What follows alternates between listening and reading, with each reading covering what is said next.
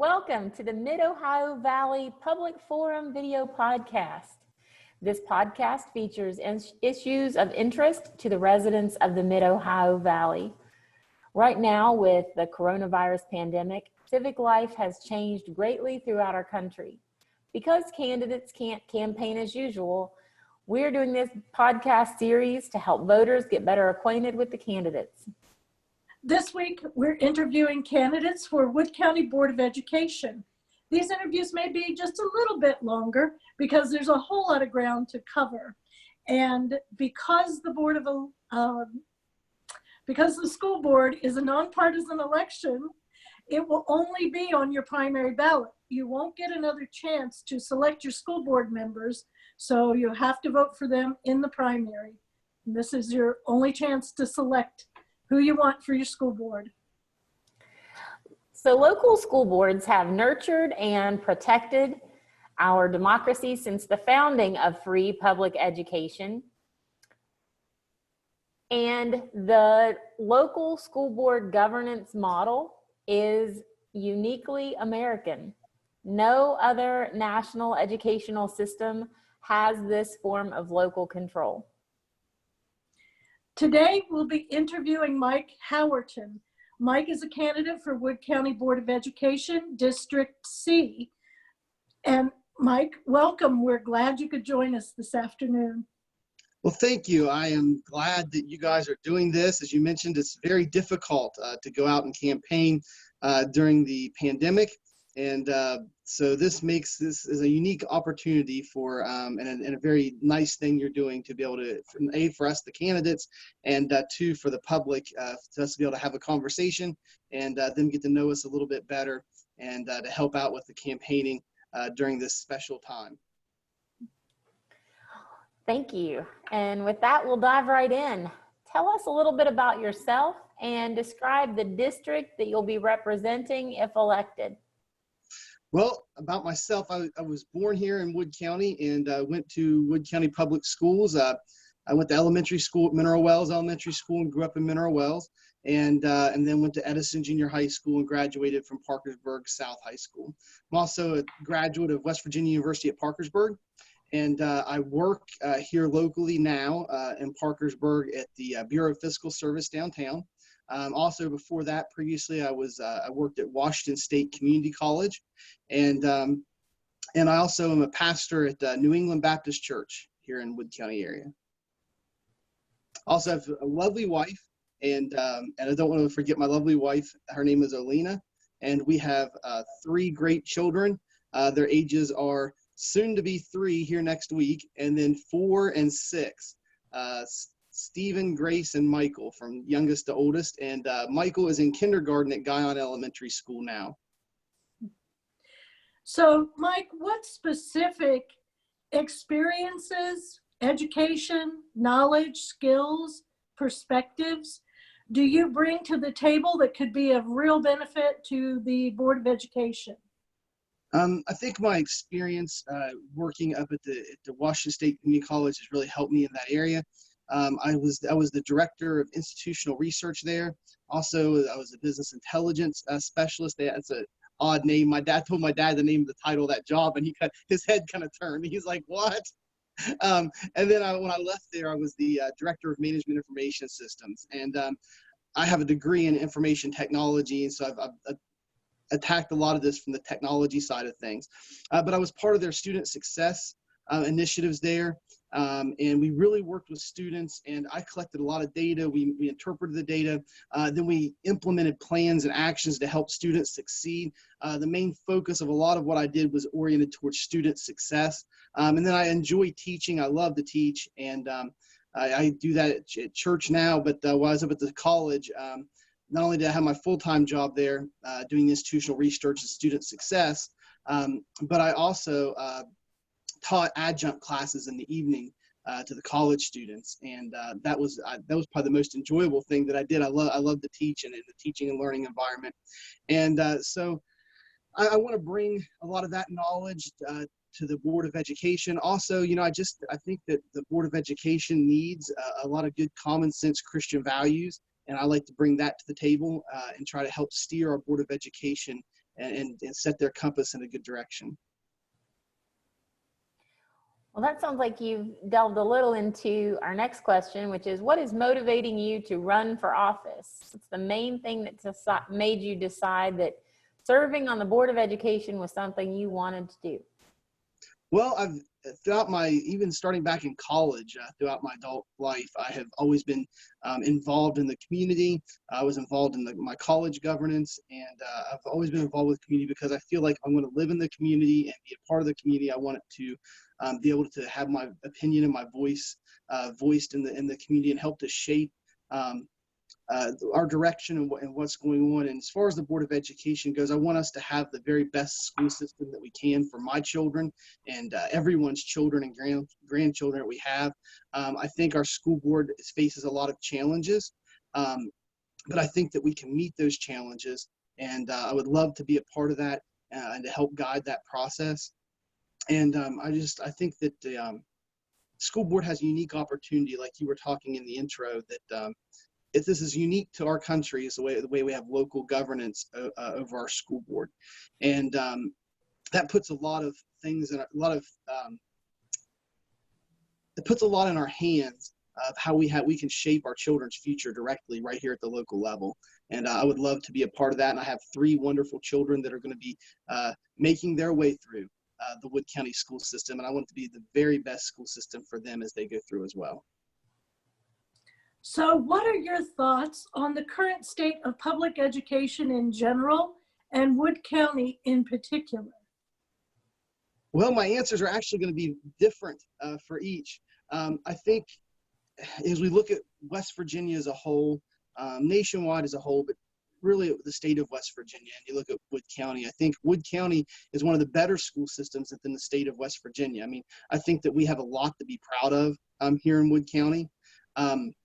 But we can always be better and stronger and grow.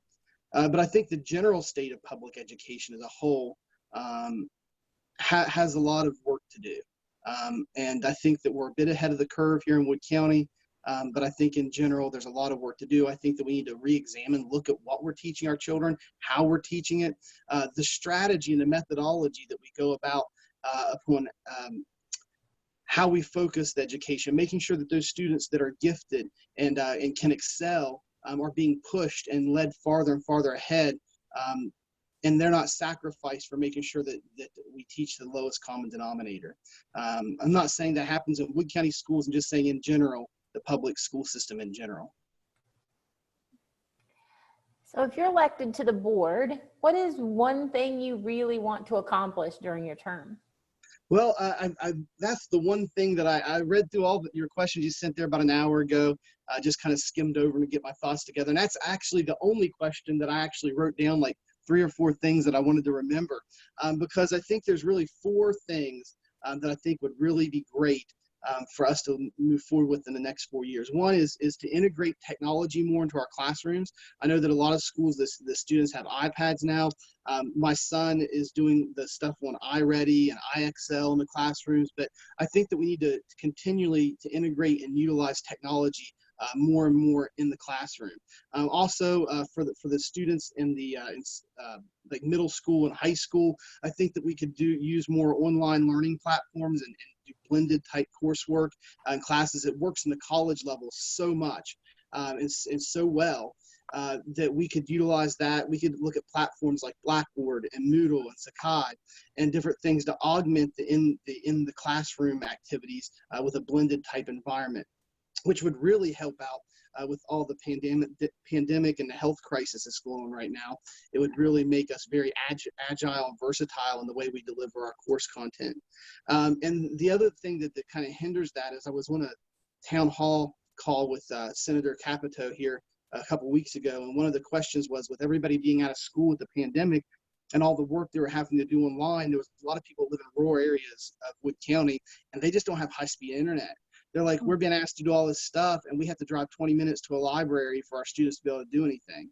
And so I think that we need to keep that in mind as we move forward. However, SpaceX, Amazon, and a company called Blue Origin are about to put up brand new high-speed, low-orbit satellites to offer high-speed broadband internet to everybody at an affordable rate, just as much or less than Suddenlink or any of the cable companies do around here. And at that point, SpaceX is supposed to go live by the end of the year and start selling direct to customers.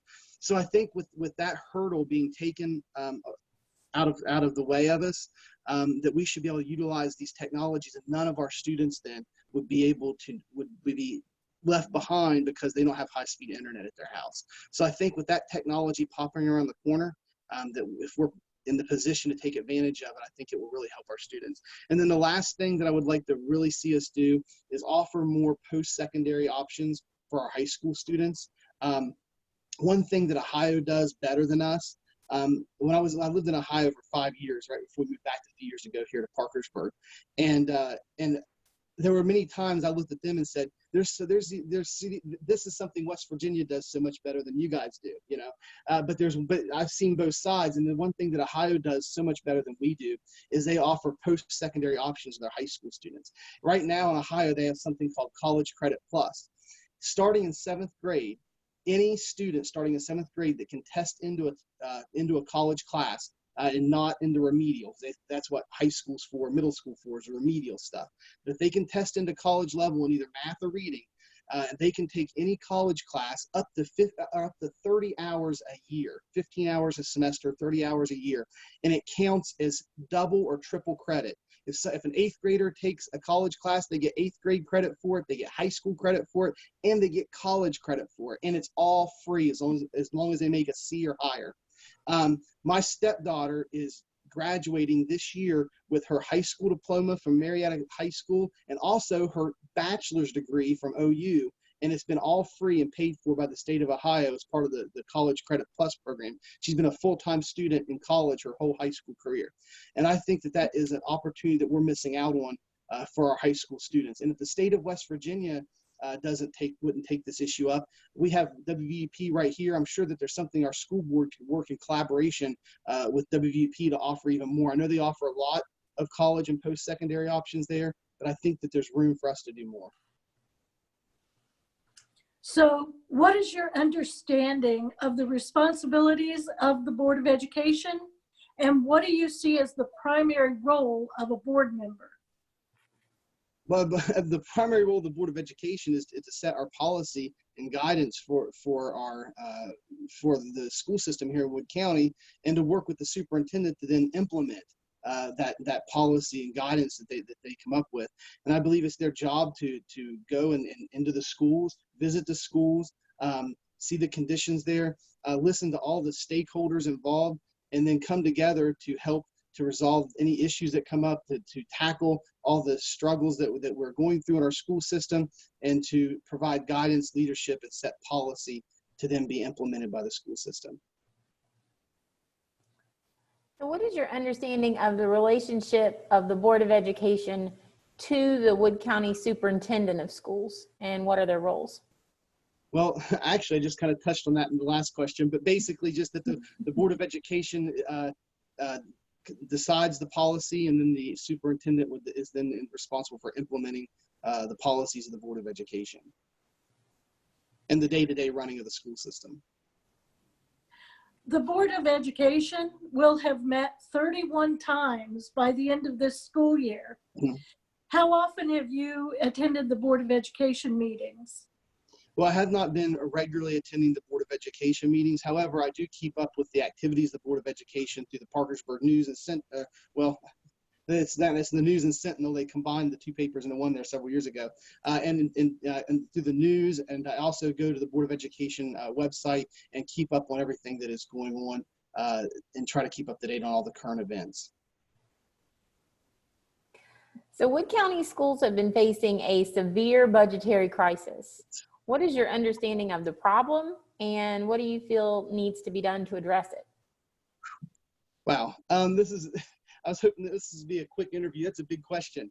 I think that, one major problem that not just the Board of Education facing is that all employers are facing is the rising cost of benefits and healthcare, and tackling that. The rate of healthcare cost increasing every year is astronomical. You're almost at double-digit increases each year. The last numbers I looked at was like 8% per year is the average cost of increase in benefit or in health insurance. But you know, schools receive a decent amount of money. I think there's things we can do to tighten it up, but I think the answer is never to try to step on the backs of the employees to try to meet a budget. I think you can always come up with other creative solutions, and I think that's one thing in general that this caused a lot of issues and a lot of fights. Recently, the teachers have been on strike a couple of times. I think there's a lot of stuff in their particular system that is messed up. The fact that if they get a 5% raise, it's not a 5% raise. The base level gets the 5%, and then somebody towards the top may be lucky to get 0.5%. And there's also, their system is so messed up that somebody could get a pay raise and actually net less money per week than what they were making because of the pay raise, because they've got this weird staggered step increase on their health insurance. The more they make, the more they pay. So for the health insurance, which I think is absolutely absurd. So I think there's a lot of issues, and I think that we need to keep the employees, not only the teachers, but also the service personnel in mind, have them at the table and work together and try to find creative solutions, because just because we don't want to face the problem, it does not make it go away. I mean, we have to face it. And so I don't think the answer is, well, let's cut benefits or let's cut pay or let's not do raises for our employees. I think we can find other things there when you get the budget in front of you and you start going through it, and then we start examining how we do things. I think that's something we don't do enough, is we say, oh, we do this, oh, we do that, okay, we can't cut this, we can't cut that, okay, but nobody usually asks the question, why are we doing this? Why are we doing that? And I think when you start asking the why questions, that we can find creative ways to address these issues. Wood County schools have lost critical funding, and although they've resolved the problem for now, if they were to lose enough funding, there's always the possibility that the state of West Virginia would step in and take over control of Wood County schools. What are your thoughts about this? I don't see that as likely to happen. One, and two,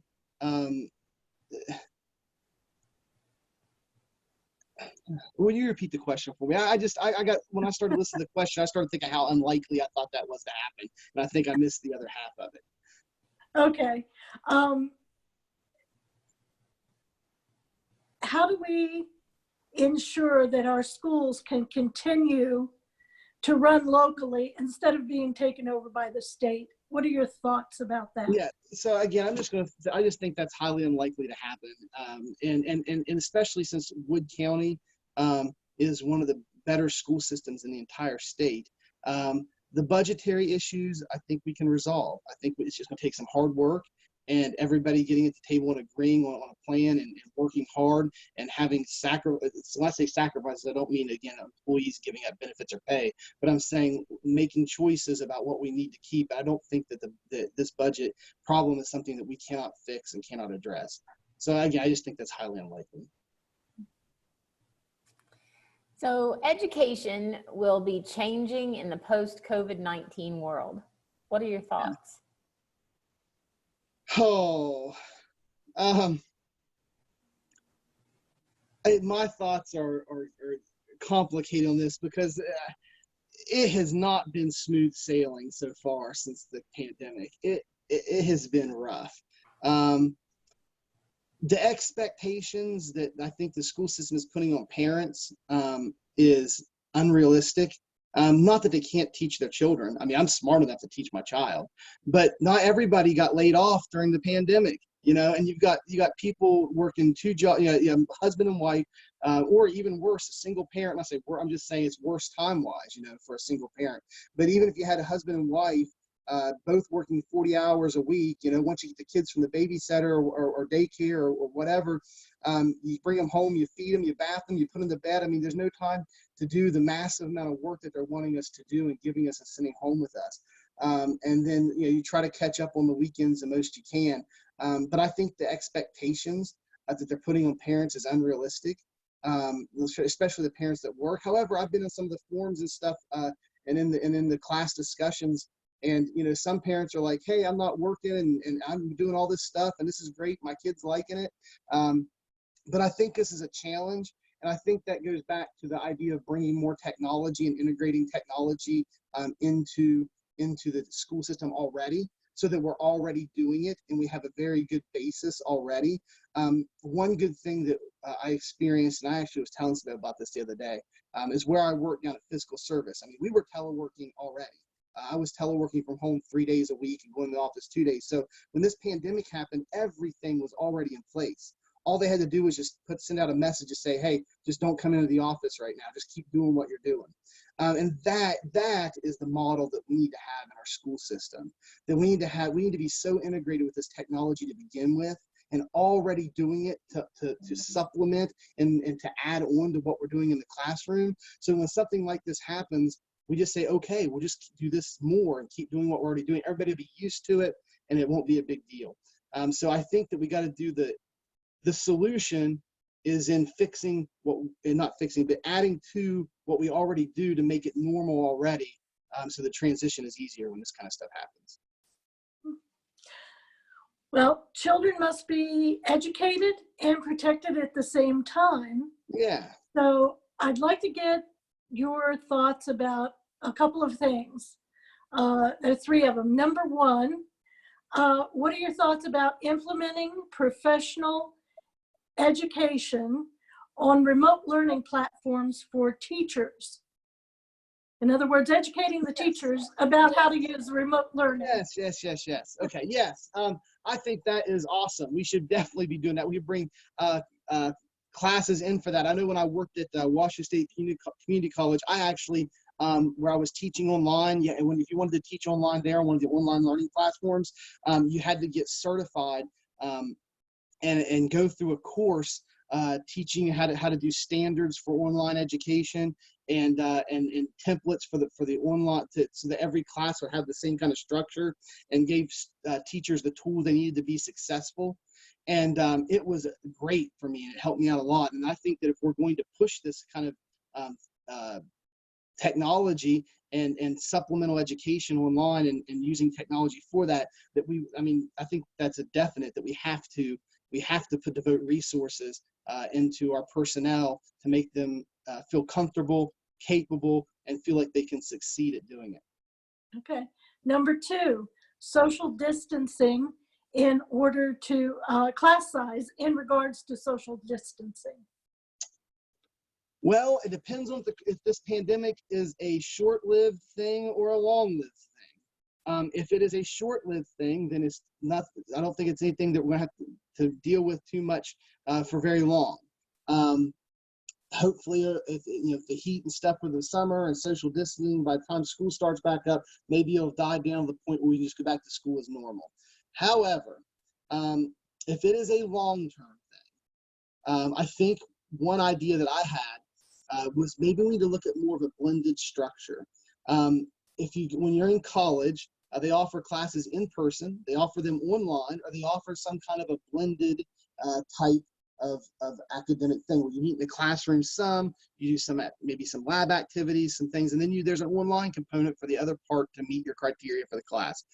And so in order to keep social distancing, if you've got a class of 25 or 30 kids all stuffed into one room, that's just not going to work.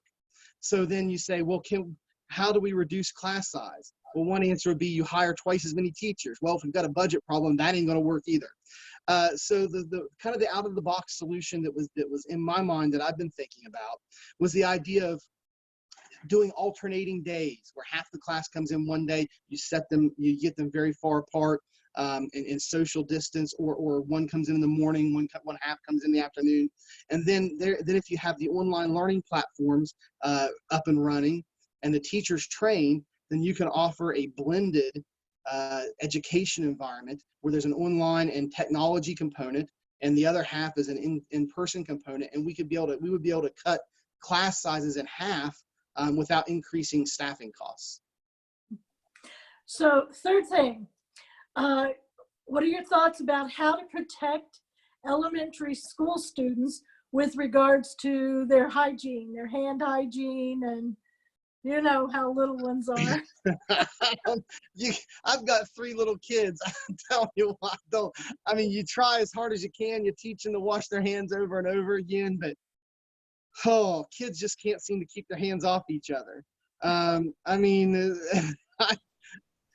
I just say you do the best you can, and whatever outcome we get is what we get. I mean, you guys got to keep in mind they're little kids. And so it's hard to unteach everything they've been taught their whole life, because we never had to deal with anything like this before. But I would say we do our best, and hopefully they'll pick up enough to help keep them as safe as possible. So Wood County has teacher vacancies and a lack of substitutes. What do you think the Board of Education should and could do to retain and recruit teachers? Well, if you have in any business or any organization, if you have unfilled vacancies and not enough staff, and you have a problem with retention, then it's one of two issues. Either A, the compensation is not competitive enough, or B, it's not a good working environment, or a combination of both. So I think we need to assess what is what we're paying not competitive enough to keep people here, and people are leaving for higher salaries, or is that we have a working environment problem? And then I guess another alternative would be a supply problem. Is there not enough teachers available? Which is a whole nother issue. And I will say that teaching is tough. I spent a lot of years in undergrad. I spent 7 years to get my bachelor's degree, not because I was failing classes, because I couldn't make up my mind what I wanted to do. My dad, when I got done, my dad said, "Mike, people who go to school for 7 years are usually doctors or lawyers. What are you?"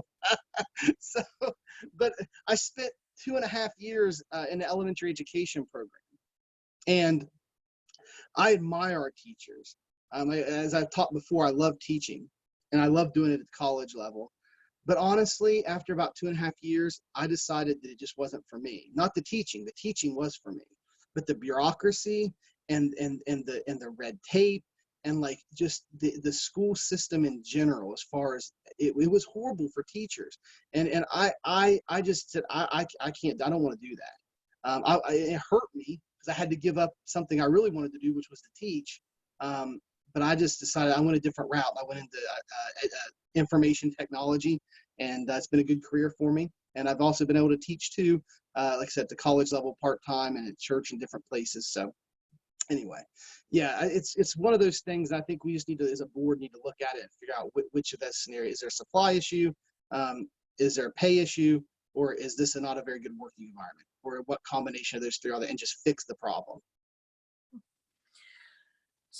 In the last several decades, schools across our country have been dealing with ever greater threats, both physical threats and cyber threats.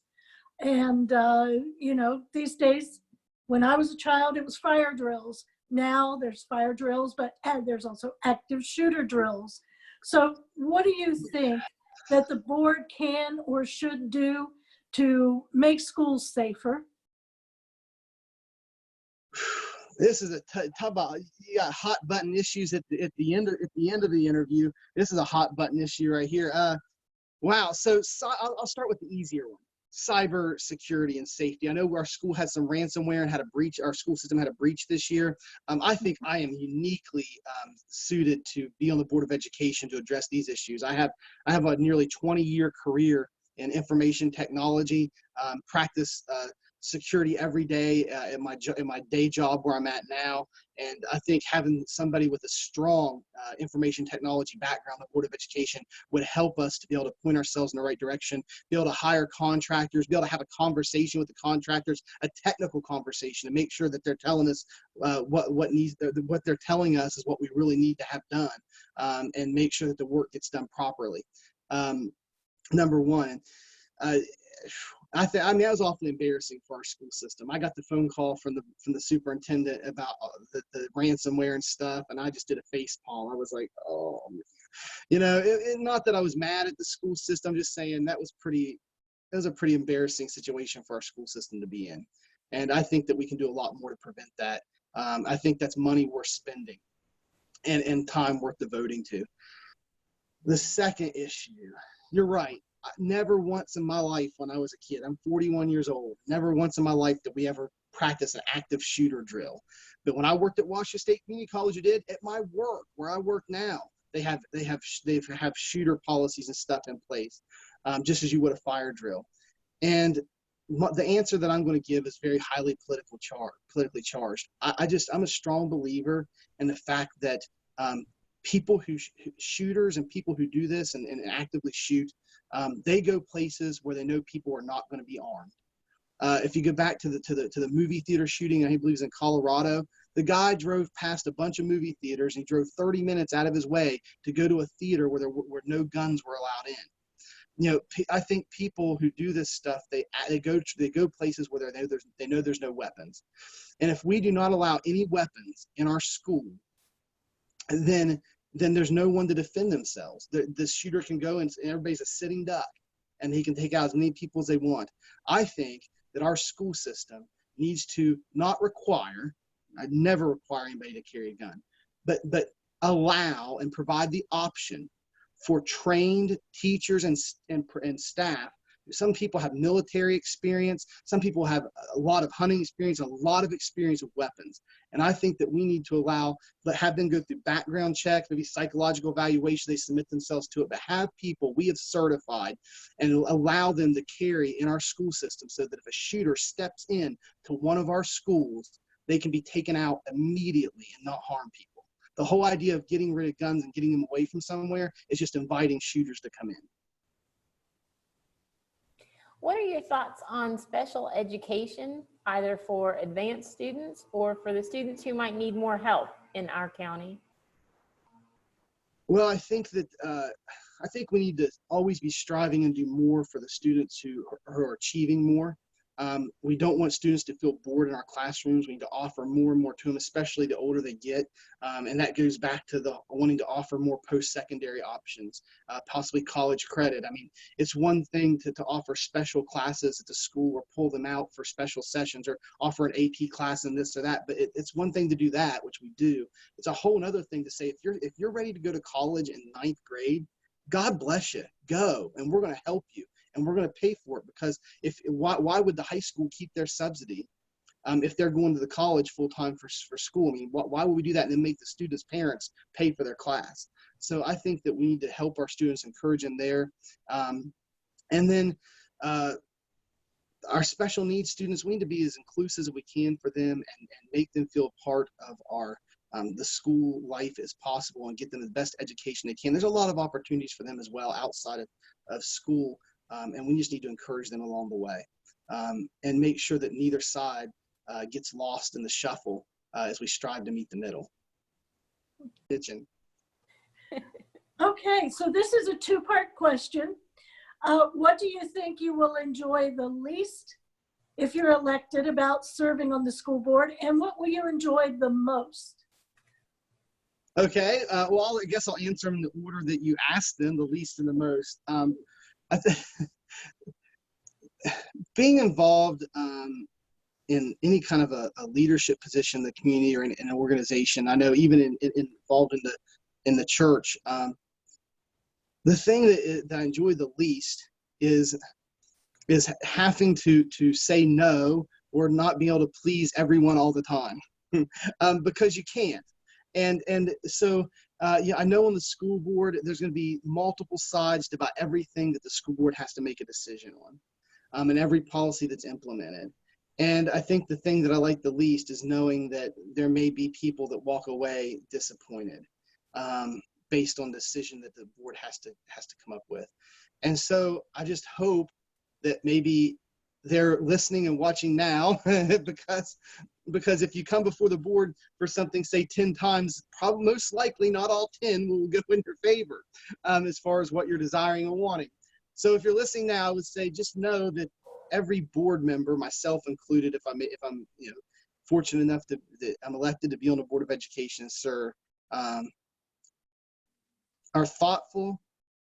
I've met all the candidates as well. We had dinner together with the Service Personnel Union or association here in Parkersburg, and I can tell you that every single person at that table came because they had our students' best interest at heart, our personnel and staff and teachers' best interests at heart, and truly are there because they want to make our school system better.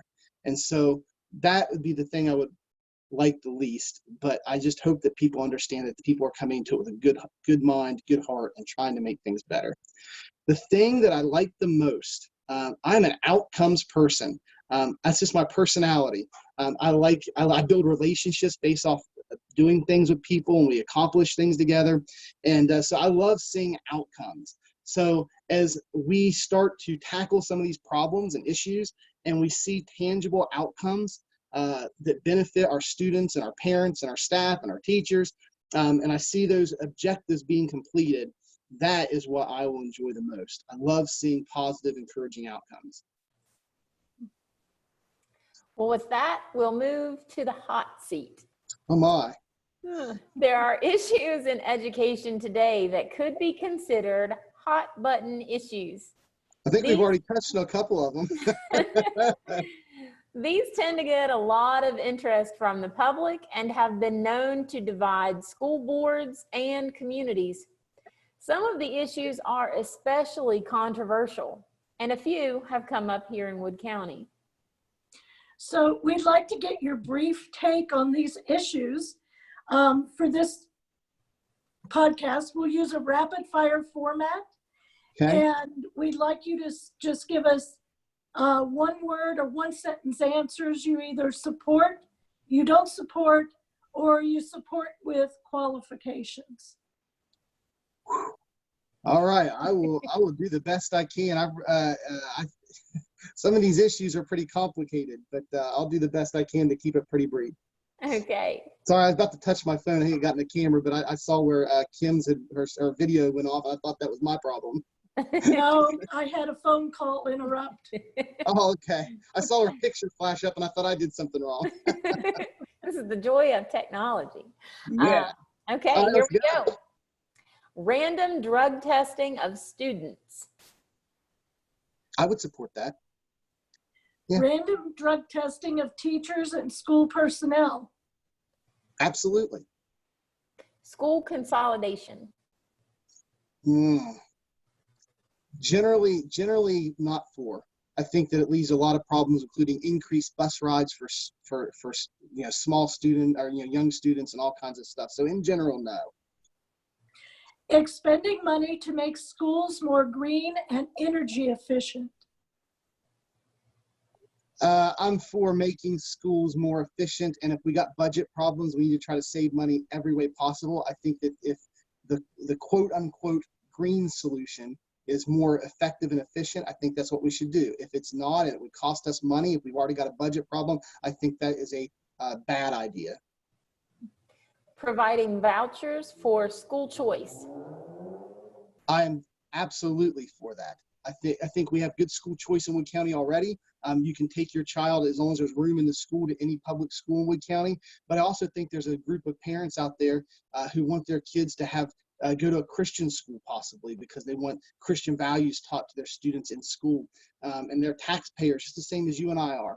And I think they should be able to have that option to be able to have the curriculum taught that they want for their tax dollars, just as you and I have if our children go to public school.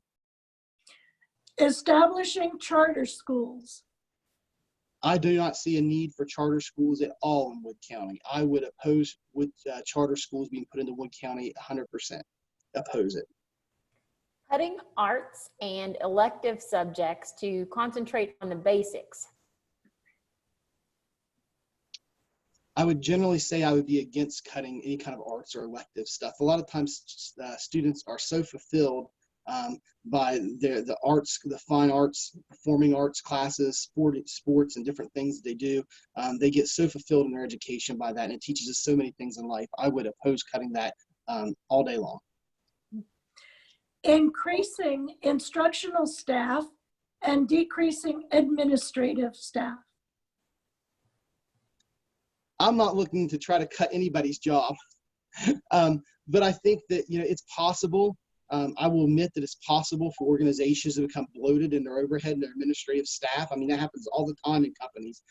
They look again at what they're doing and say, why are we doing this? Doesn't work. So anyway, in general, no, I'm not for cutting employees to try to make a budget, because all that does is usually push work off onto the employees that are left there, and they're not getting any more money and having to do twice the work. So in general, no. And we'd have to look at the need for instructional staff.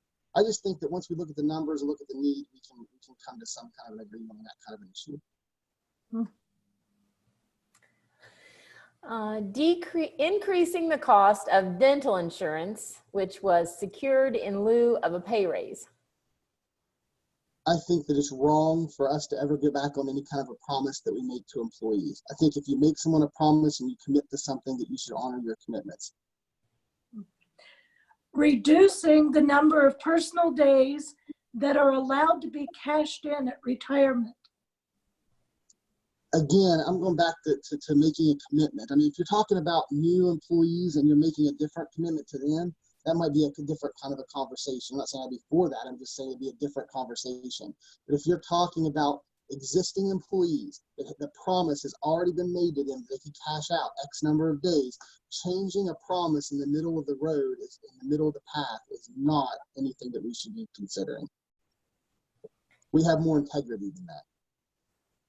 Reducing the student to teacher ratio.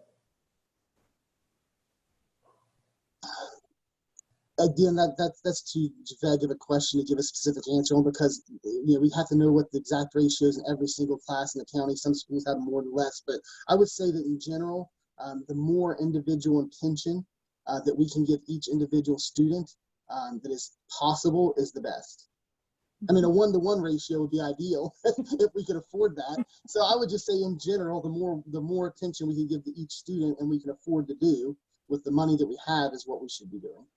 We have a 2-to-1 ratio here at my house right now for the remote learning, and they're not pleased. I think they don't want all that extra attention. No. Last hot button question. PEIA and pension protection. I'm going to sound like a broken record, but again, I mean, we need to make sure, because there's two different conversations. One conversation is, should we have made those promises to begin with, and can we afford to keep making the promises? We can have that conversation all day long. But again, once you have promised someone and they have spent 20 or 30 years of their life planning for that outcome, you can't tell someone that has been making plans based on your promise for 20, 30, 40 years to then tell them that we're going to back out on it. You just can't do that. I can just imagine the lawsuits that would come from that. I just don't feel like, whether we can do it legally or not, I don't feel like it's ethical or moral to do something like that. Well, with that, we've come to the end of the hot seat. The next question should be easy. You've made it through the hard part. Okay. What would you say are your personal core values? This is not your values with regard to the Board of Ed or your education, that kind of thing. It's your personal, what values you have. Well, my values it's pretty simple. I'm pretty much an open book, but my values stem through my faith in Christ Jesus and God, and my service through Him shapes my entire life. And through the reading of His Word, it shapes my value system. And if I ever disagree, I know I'm wrong. if I read the Bible, or God shows me something and I disagree, then I know that He's the one that's right and I'm wrong. And I always try to conform, and I make sure I conform my life to His image, His will, and what He wants done. So that's where all my values and core beliefs and values come from.